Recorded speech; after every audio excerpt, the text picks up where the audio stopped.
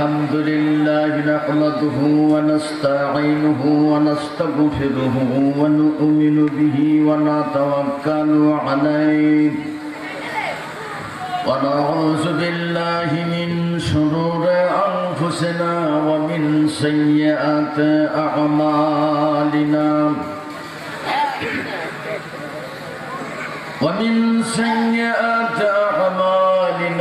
من يهده الله فلا مضل له ومن يضلل فلا هادي له ونشهد أن لا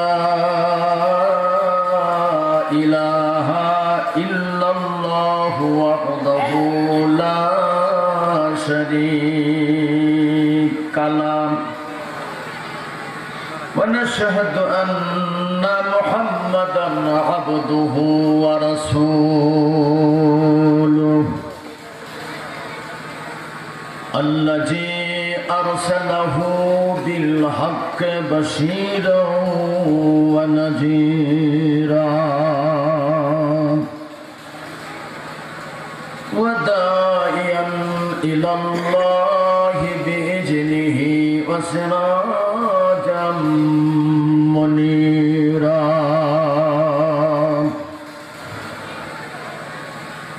أما بعد فقد قال الله تعالى في كلامه المجيد وفرقانه الحميد محبت الشنگ پرن أعوذ بالله من আরেকটু জোরে ঐক্য তানে মিলিত সুরে সমস্যার আওয়াজ দিয়ে মহব্বতের সাথে জবানটা খুলে পড়েন না আউযু বিল্লাহি মিনাশ শাইতানির রাজিম বিসমিল্লাহির রাহমানির রাহিম ইন্নাল্লাহা ওয়া মালাইকাতাহু ইউসাল্লুনা আলান নাবিয়্যি ইয়া আইয়ুহাল্লাযীনা আমানু সাল্লু আলাইহি ওয়া সাল্লিমু তাসলিমা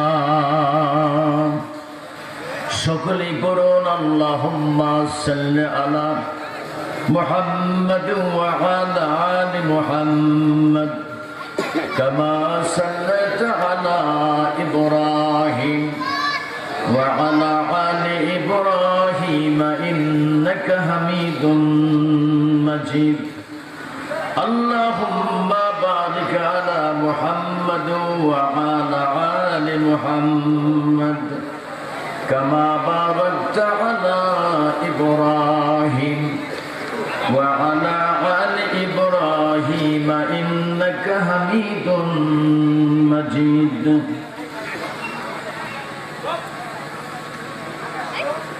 ওহে মুসলমান দাঁড়াও তুমি সাথে নিয়ে যাও কোরআন খানি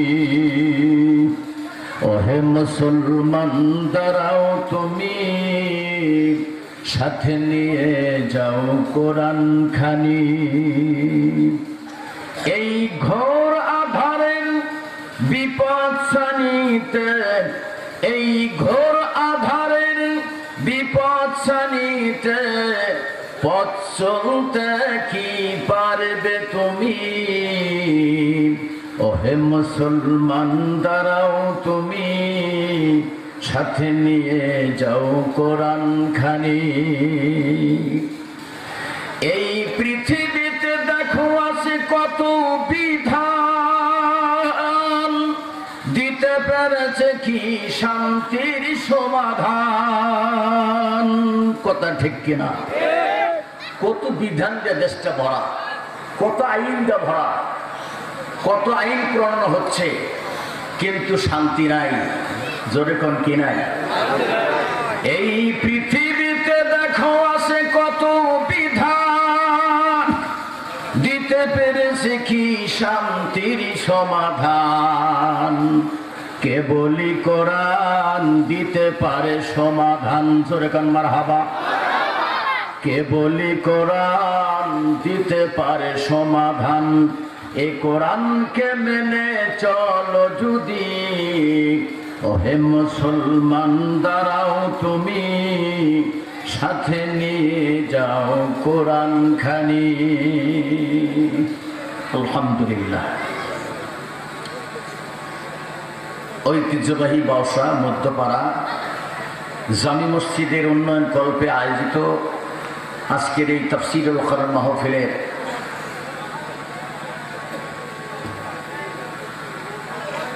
আমার ডান পাশে উপবিষ্ট আমার শিক্ষাগুরু, যার কাছ থেকে আমি শিক্ষার জ্ঞান অর্জন করেছি, যেন আলহাজ মোহাম্মদ মাহমুদুল হাসান, আজকের সম্মানিত সভাপতি সাহেব, আলোচনা করে ধন্য করে গেলেন হাফেজ মাওলানা মুফতি মাহমুদুল সাহেব হাসান সাহেব, আলহাজ মাওলানা নজরুল ইসলাম যুক্তিবাদী, আমার তিনি ওস্তাদ গুরু, শিক্ষাগুরু। উদ্বোধক প্রধান অতিথি জনাব আলহাজ মোহাম্মদ সানাল হোসেন, এমপি, টাঙ্গাইল ৫ আসন। উদ্বোধক জনাব মোহাম্মদ মুশাররফ হোসেন, বিশিষ্ট সমাজসেবক, সারুটিয়া, টাঙ্গাইল। বিশেষ অতিথিবৃন্দ, আমন্ত্রিত অতিথিবৃন্দ, সম্মুখীন মুআজ্জাজ মুহতারাম থেকে ওলামায়ে কেরাম, ফুজালা আজম, এতদ অঞ্চল তথা বিভিন্ন দিক থেকে আগত মুরব্বিয়ানে কেরাম, সমবয়স্ক, দিনদার, ইমামদার, ইসলামের পতাকা বাহিনী, আমার যুবক ভাইয়েরা, পর্দার আড়ালে পর্দানিশী, অবলা, সুশীলা, সাধু, সতবী, সুন্দরী, পরহেজগারী, পর্দানশীলা, আমার মা ও বোনেরা, সবাইকে আমি গুণাগার আন্তরিক ধন্যবাদ জানিয়ে মহান আল্লাহ পাকের ইচ্ছায় আপনাদের সম্মুখীন হয়েছি। আল্লাহ তাবারক ওয়া তাআলা তৌফিক এনায়েত করলে আর আপনারা মনে মনে দোয়া করতে থাকলে আল্লাহ পাকের কোরআন তথা রাসূল পাক সাল্লাল্লাহু আলাইহি ওয়াসাল্লামের হাদিস মোবারক থেকে কিছু সময় আলোকপাত করা যেতে পারে। আল্লাহ যেন আমাদের সকলকে শোনার, বোঝার এবং আমল করার তৌফিক দান করে, সকলেই বলুন আমিন। সেই চিরনন্দন নয়নাভিরাম সুনীল নীলভ মেঘমুক্ত মহাকাশ, চন্দ্র, সূর্য, গ্রহ, নক্ষত্র, সৌররাজি, সমুদ্রের অতল তলে তলিয়ে থাকা নীলতিমি, আফ্রিকার গহীন বনবনে লুকিয়ে থাকা হিংস্র প্রাণী, পদতলের পিপীলিকা, উড়ন্ত পক্ষীরাজি সহ আমাদের সকলের ক্ষুধায় খাদ্য, পিপাসায় পানির ব্যবস্থা করেন যিনি, সেই মহান সত্তা, মহান দ্রষ্টা, মহান স্রষ্টা, চিরন্তন চিরঞ্জীব সুবহানাহু ওয়া তাআলার দরবারে লাখ কোটি অগণন শুকর ও সাকুর পেশ করছি, যিনি ঐতিহ্যবাহী বাংলাদেশের অন্যতম একটি এলাকা বাউসা গ্রামে জান মসজিদের উদ্যোগে আয়োজিত মাহফিলে কোরআন কারীমের দরবারে উপস্থিত হওয়ার বিরাট বড় সুযোগ দান করেছেন। সেই মহান আল্লাহ শুকরিয়া সকলেই বিনয় অবনীত চিত্তে হৃদয়ের সবটুকুন আবেগ উজাড় করে মহব্বতের সঙ্গে জোরে সরে বলুন আলহামদুলিল্লাহ। আল্লাহ পাকের শুকরিয়া আদায় অন্তে বিশ্ব মানবতার মুক্তির দিশারি, সারা বিশ্বের শোষিত, নির্যাতিত, নিপীড়িত মানুষের মুক্তির দূত, যিনি বাতিলকে উৎখাত করে আইয়ামে জাহিলিয়াত যুগের কুপ্রথাকে জমিন থেকে বিতাড়িত করে তমস্যার যুগে, অন্ধকার যুগে, মূর্খতার যুগে, বর্বরতার যুগে, পশুত্বতার যুগে, জাহিলিয়াতের যুগে, ওই জংলা হায়াম জানোয়ারদের যুগে এই কোরআনে কারীমের আইন, এ কোরআন শরীফের বিধান, এ কোরআনে কারীমের রাস জমিনে প্রতিষ্ঠিত করে সুদ মুক্ত, ঘুষ মুক্ত, অন্যায় মুক্ত, রাহাজানি মুক্ত, খুন খারাপি মুক্ত, মারামারি মুক্ত, দাঙ্গা মুক্ত, হাঙ্গা মুক্ত, বিবাদ মুক্ত, বিসঙ্গত মুক্ত, পরের হক নষ্ট করা মুক্ত, পরের জমি বদল করা, অন্যের জমি গোপনে রেকর্ড করা, ওয়ারিশের সম্পত্তি ঠকায় খাওয়া, আইল বাতর ঠেলা, খাদ্যে ভেজাল দেওয়া, ওজনে কম দেওয়া, মিথ্যার ব্যবসা করা, মিথ্যা মামলা করা, মিথ্যা মামলা সাক্ষী দেওয়া, বেনামাজ হওয়া, বেরোজাদার হওয়া, বেপরদা হওয়া, শিরক করা, বেদাত করা, প্রজেক্ট মারা, কলমের খোঁচা দিয়ে হাজার হাজার মানুষের জীবনের নিরাপত্তাকে নষ্ট করা, দুস্থ মাতাদের গম মেরে খাওয়া, কাঠ মেরে খাওয়া, পৃথিবী কাঠ, চুগুল ঘুরি, বদমাশি,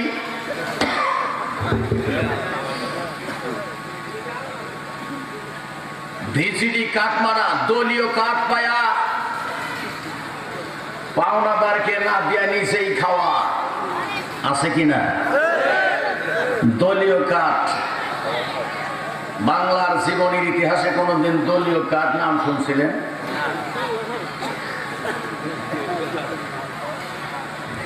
এটার অর্থ কি এটা বুঝতে পারি। এটা কয়েকজন প্রবীণ ব্যক্তির সঙ্গে সমালোচনা করলাম যে এই ব্যাপারে আমাকে কিছু ব্যাখ্যা দেন। এটা বলতে পারে না, এটা দলীয় কাঠ, এটা দল যারা করে তাদের কাঠ। তো এই দেশে বাংলাদেশে কি দল একটাই না আরো আছে? কি কথা বলছেন না কেন? অনেক দল আছে, আছে না?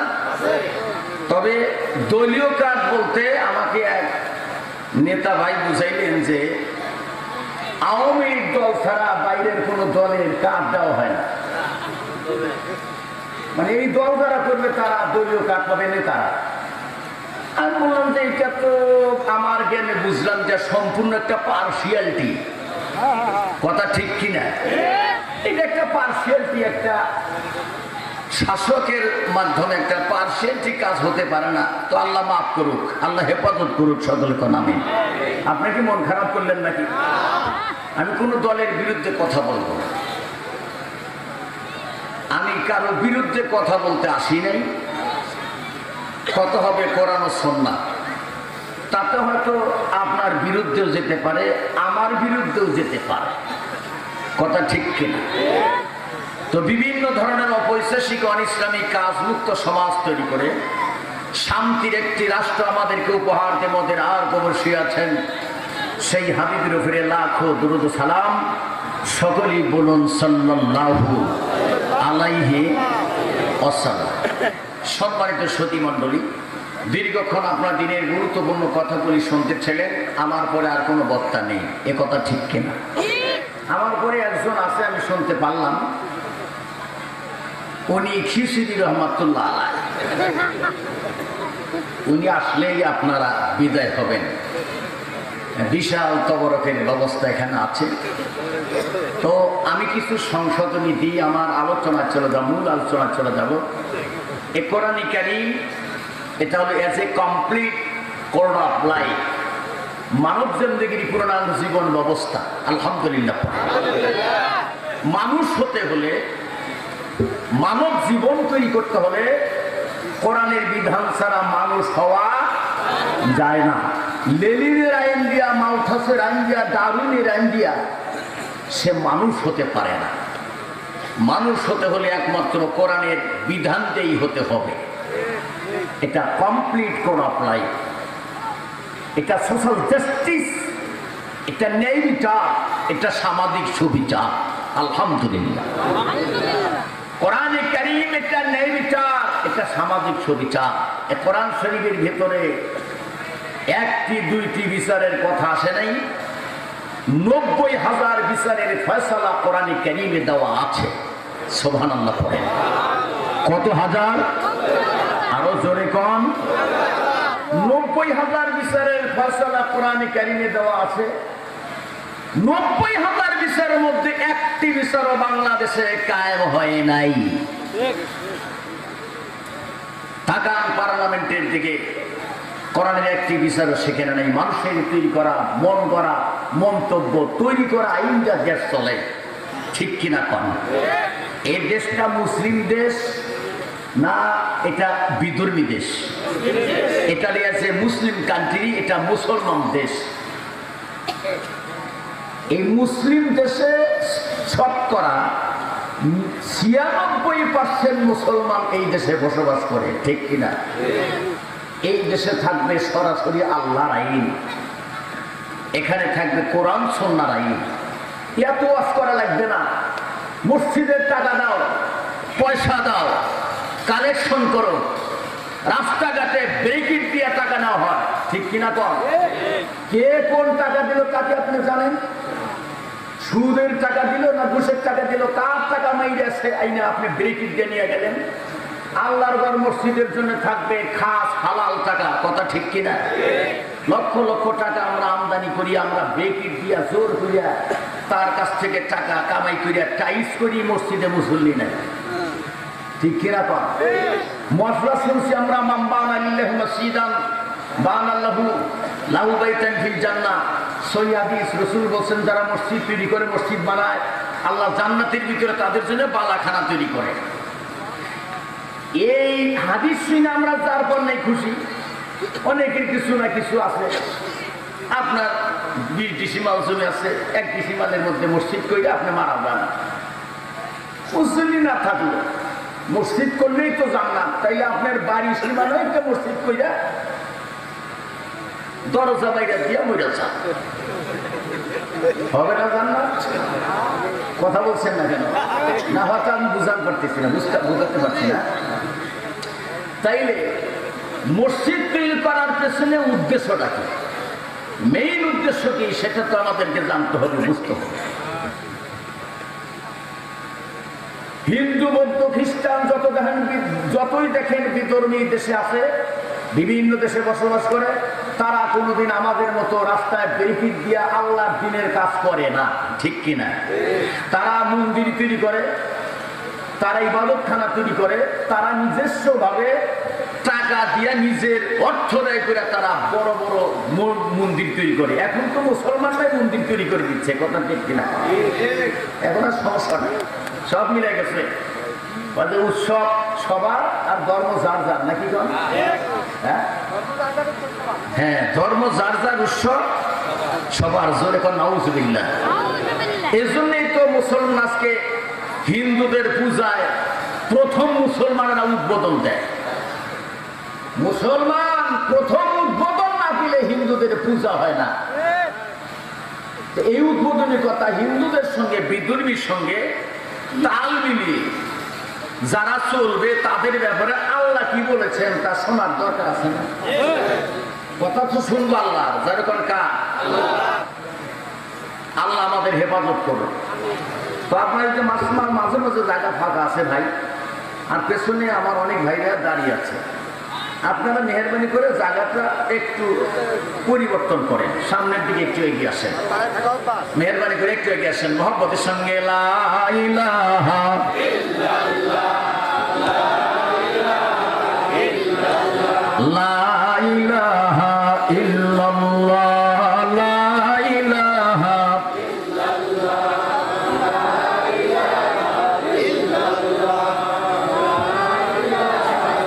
হ্যাঁ, সামনের দিকে একটু আগান ভাই, পিছনের ভাইদেরকে একটু বসার জায়গা করে দেন, আল্লাহ আপনাকে জান্নাতে জায়গা করে দিবেন। একটু জায়গা দিয়ে দেন আমার এক ভাইকে। আল্লাহ লা ইলাহা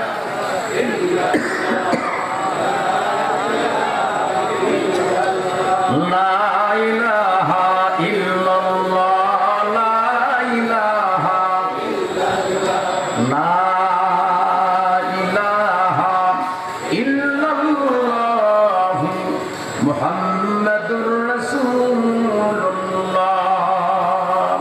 সাল্লাল্লাহু আলাইহি ওয়াসাল্লাম। আজকে বিধর্মীর ধর্ম পালন করছে মুসলমানরা, কথা ঠিক কিনা? তার জ্বলন্ত একটি প্রমাণ দেই, বিভিন্ন জায়গায় ব্যানারে, সাইনবোর্ডে, মসজিদের মধ্যে আমি দেখছি নামাজে গিয়া, ওখানে লেখা আছে 786, লেখা আছে না 786, এটা বিসমিল্লাহর একটি সংকেত লেখে। এখানে আছে নাকি?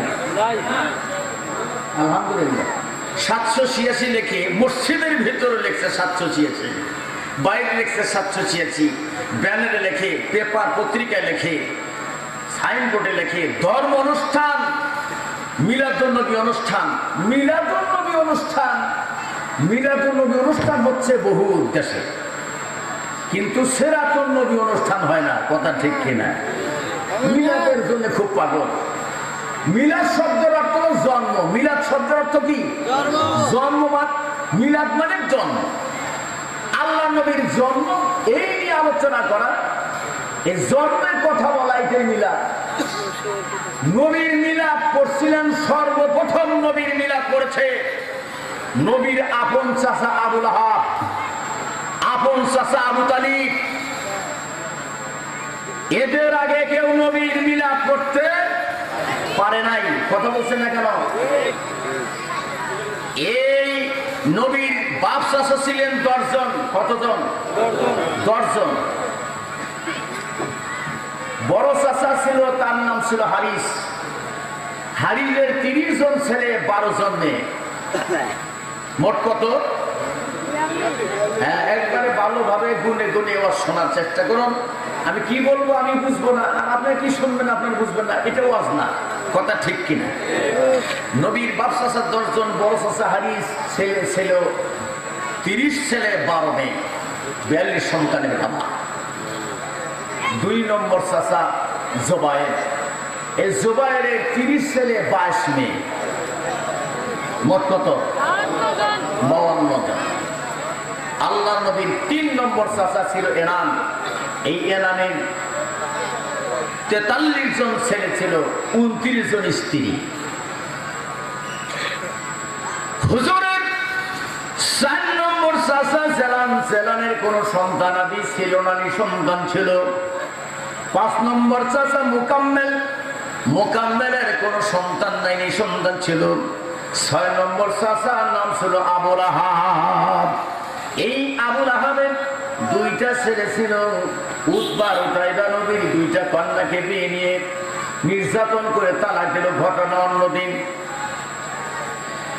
এই আবু লাহাব 7 নম্বর চাচা ছিল আব্বাস, আব্বাসের 40 জন ছেলে, 43 জন মেয়ে, মোট কত?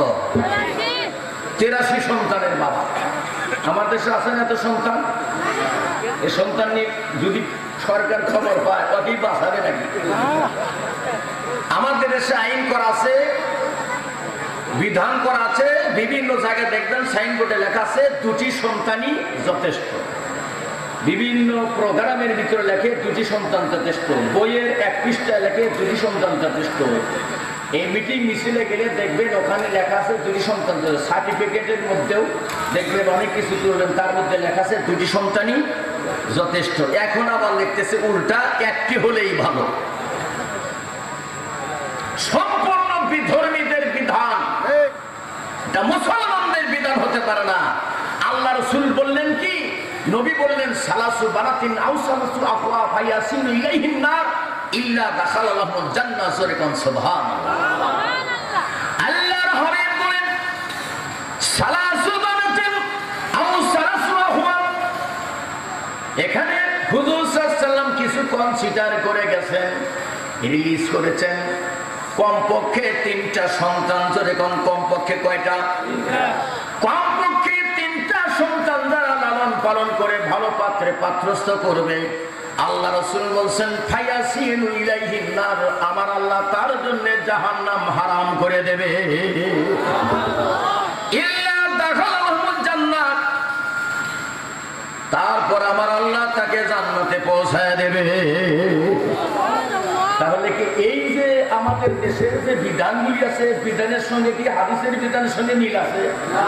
আপনারা বিচার করবেন, বিচার আমি করবো না। আপনারা আমার চেয়ে অনেক জ্ঞানী গুণী, অনেক শিক্ষিত, অনেক জানলেওয়ালা, বিচারটা আপনাদের কাছে দেব। এরপরে আরো বিচার আসবে।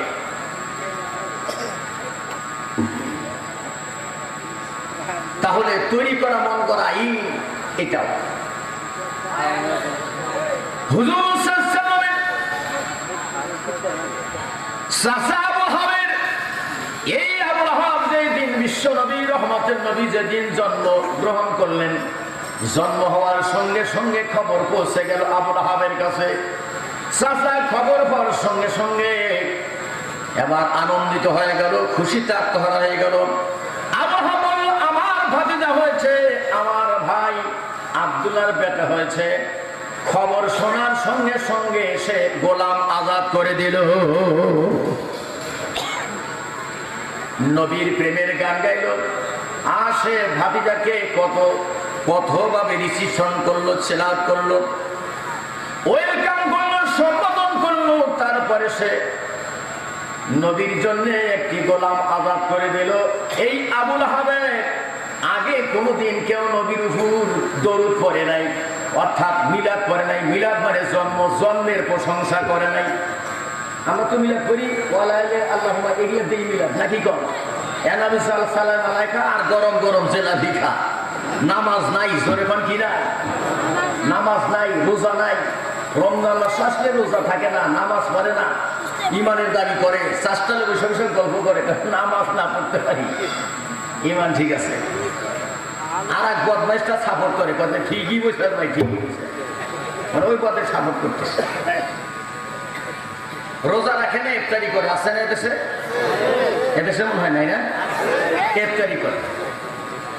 আমি এক লোককে বলছিলাম অনেক দিন আগের কথা, বলছিলাম যে তুমি তো রোজাদা, তুমি ইফতারি ডাইজেশন করো। আপনি বুঝবেন এইটা, এর চোটে আর থাকা যায় না। দেখবেন চোরের বড় গলা, কথা ঠিক কিনা? দুষ্ট মানুষ আর ওইটাই নেতা। একজন ভালো মানুষ মসজিদের ইমাম ইলেকশনে দাঁড়াবে, ভোট দিবে না, ঠিক কিনা? কথা ভোট দিবে, এক ঘুষিতে দুইজন মারা পাবে। দাপট বেশি, ওই বিপদ পায়। অস্ত্রবল, দলবল, জনবল যার আছে সেই দেশে মাতবার আছে, কথা ঠিক? আসলে মানুষের কোনো মাথা পারে। ইমাম সাহেব দাঁড়ায়, ওই বসে যদি দাঁড়ায়, আমাকে একেবারে মেম্বার বানান, আর ওই আর পিছনে লাগবে 30টা ঠাট্টা বিক্রি করবে। এটা বলি বললো, এটা বলি বলি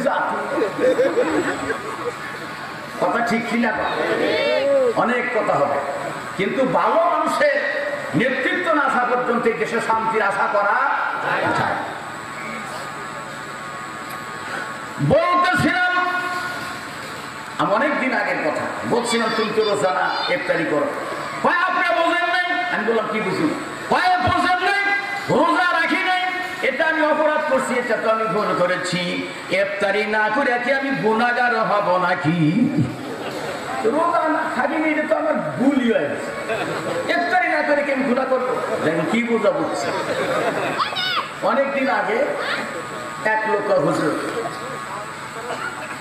কুরবানি এসে গেছে, সমাজ আলাদা করছে, সমাজ আলাদা সমাজ হয়েছে।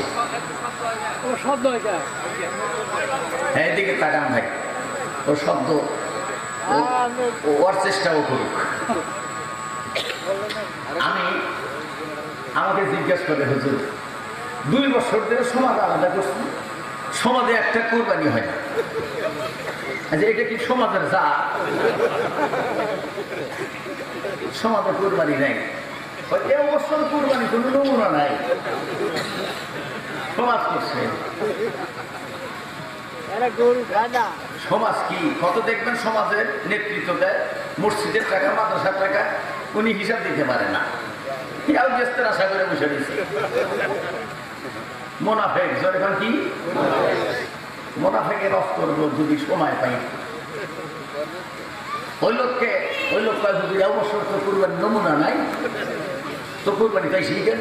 যুবকরা পরামর্শ করতেছে যে কুরবানি যদি অবসর নাই হয় সমাজে, তাহলে উত্তর দেশে, নর্থ বেঙ্গলের দিক থেকে একটা গরু চুরি করে না, এবছর কুরবানির ব্যবস্থা করা নেই।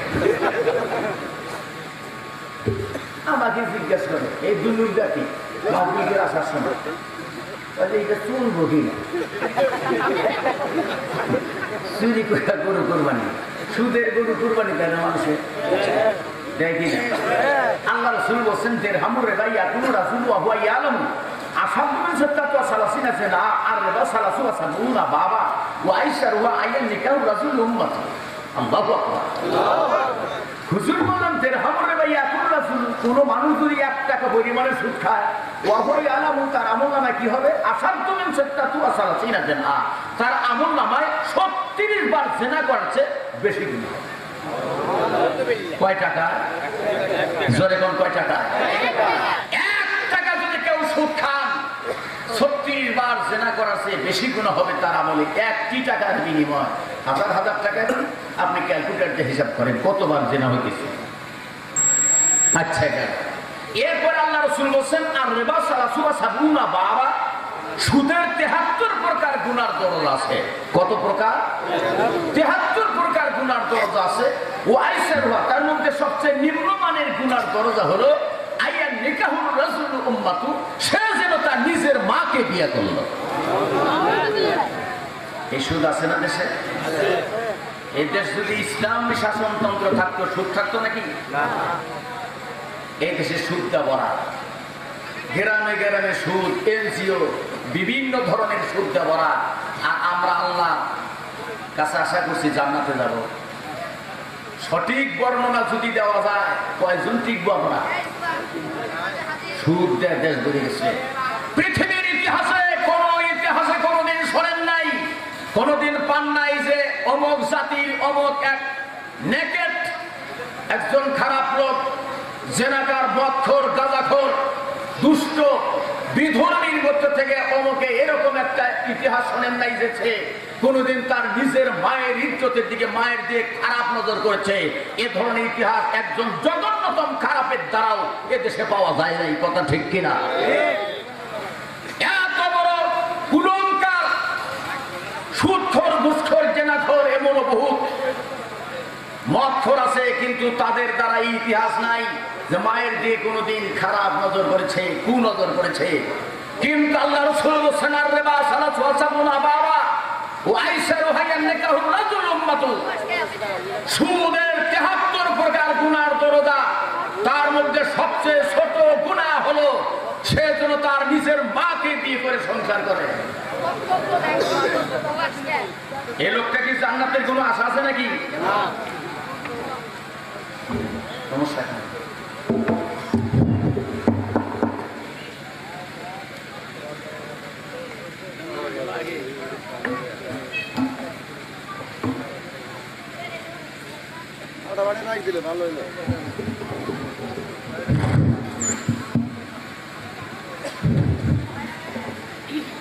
আপনার কি রাগ করতেছেন নাকি? কিছু হকের উপরে কথা না বললে কিয়ামতের দিন ধরাটা প্রথম ধরা হবে আমার।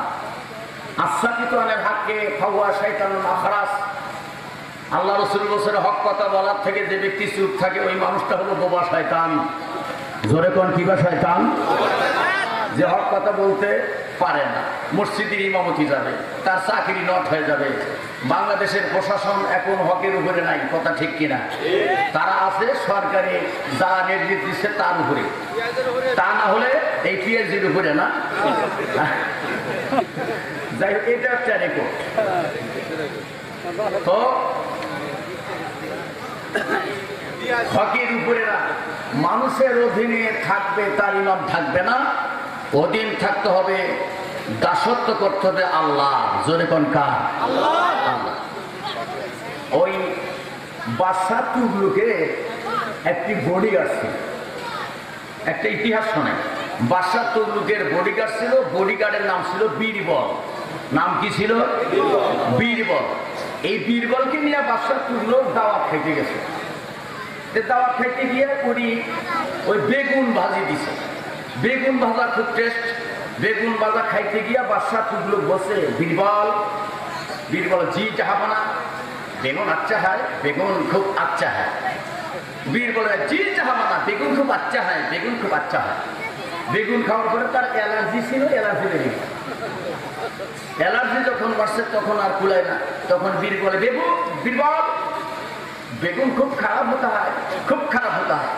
বীরবল বলছে, জি জাহাপানা, বেগুন খুব খারাপ হতে হয়, খুব খারাপ হতে হয়।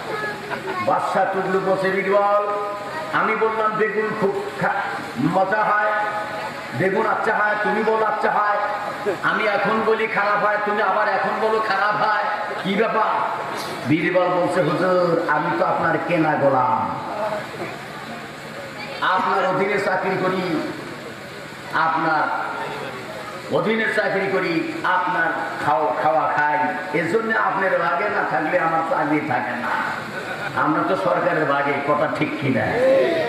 যারাই সরকারের, আমি এই সরকারের কোনো বদনাম করি না, যেহেতু সরকার হলো আমাদের সরকার, কথা ঠিক কিনা? এই যে অনেকে কথা বলছেন না, আমি কিন্তু একজন আমি লীগেরই গোষ্ঠীর মানুষ। আমার পুরা গোষ্ঠীটা আমি লীগ করি, একবারে বর্তমান মানে পুরা পাওয়ারে আমরা। এখানে কোনো গুরু নেই। আমরা এখন, আমি আমার বাবা আমার বাচ্চা ছাড়া আমি লীগ এখন আমি ছাড়া অন্য কোনো লীগ বোঝে না। আমি সেই আমলিগিরি পোলা। আমি যদি ভয় করি তাকে ভয় কর, আর ভয় করবে কি? অতএব কোন দল মত নিয়ে আলোচনা করা যাবে না। আল্লাহ কোরআন শরীফে দলের রস করেছেন, কোন দল করলে জান্নাত পাওয়া যাবে দলটার কথা শুনে যান নাকি কোন দলটার কথা আমরা শুনি। এর আগে একটা সংশোধনী দিচ্ছি, বিসমিল্লাহ সংশোধনী। আপনারা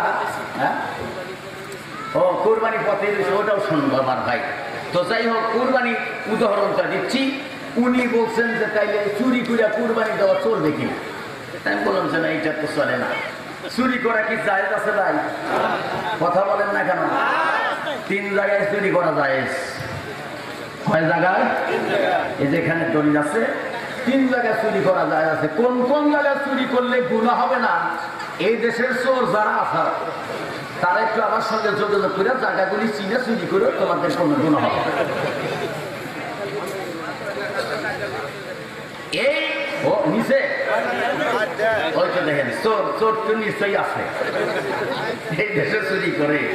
তাহলে যে দেশে চোর আছে ওই দেশে কি শান্তি আছে? মসজিদের জুতা চুরি করে যে দেশে, এই দেশে শান্তি হলো কিসে? ইসলাম মানে শান্তি, ইসলাম মানে শান্তি। আমাদের জীবন গেল কান্তি, মাও বোনদের জীবন গেল রামতি, আগেকার মেয়েদের জীবন গেছে বারাবান্তি, ঠিক কিনা? এখন বাড়া লাগে না, হলুদ বাটা লাগে না, মরিচ বাটা লাগে, মশলা বাটা লাগে না। এখন তো কম্পিউটার সব হয়ে যায়। এই জন্য সুইচ মেরে রান্না বান্না হয়ে যায়, খাওয়া দাওয়ার পরে আর রাস্তায় আর বাড়িতে থাকে না, বাসায় পাওয়া যায় না, রাস্তায় সারাইদের তালাশ করে পাওয়া যায় না। বুকে নাই কাপড়, মাথা নেই কাপড়, ইংলিশ প্যান্ট পরে পরে বাংলার মেয়েরা ঘুরতেছে, মুসলমানদের মেয়ে ইংলিশ প্যান্ট পরে, কথা ঠিক কিনা?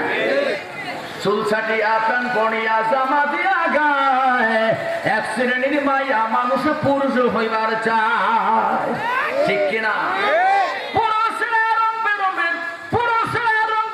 জামা কাপড় পইরা চুল রেখা মাইয়া সাইজা বেড়াইতেছে ঘুইরা।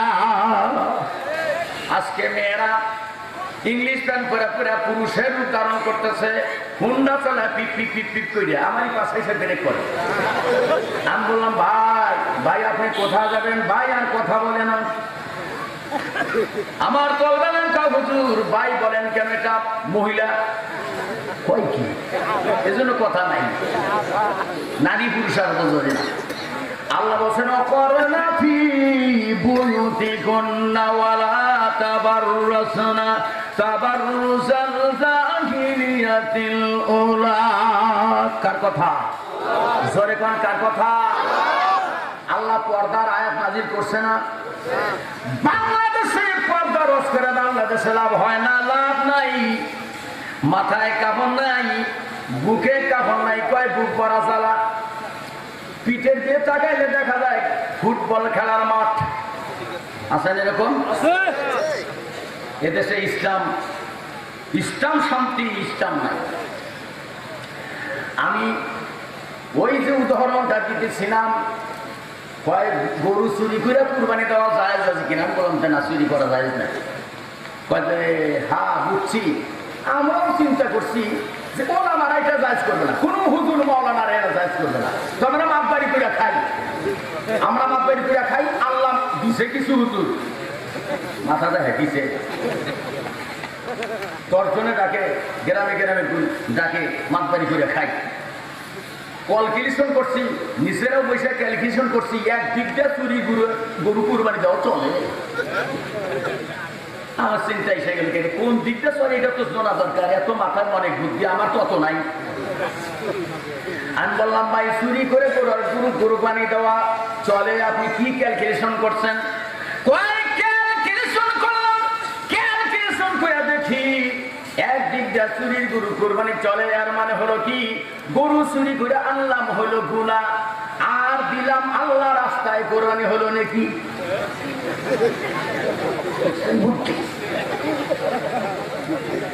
চুরি করছি গুনাহ হয়ে গেছে, আল্লাহ রাস্তায় কুরবানি দিলাম নাকি হয়ে গেল গুনার নাকি সমান সমান। মাঝখান থেকে আমরা গোস্ত খাইলাম।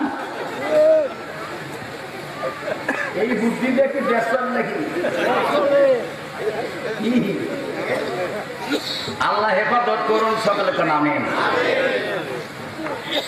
বিসমিল্লাহর কথাটা বলে আমি দলের কথায় যাব, যেহেতু আমাদের সে দল সারা দেশ চলতেছে না, কথা ঠিক কিনা?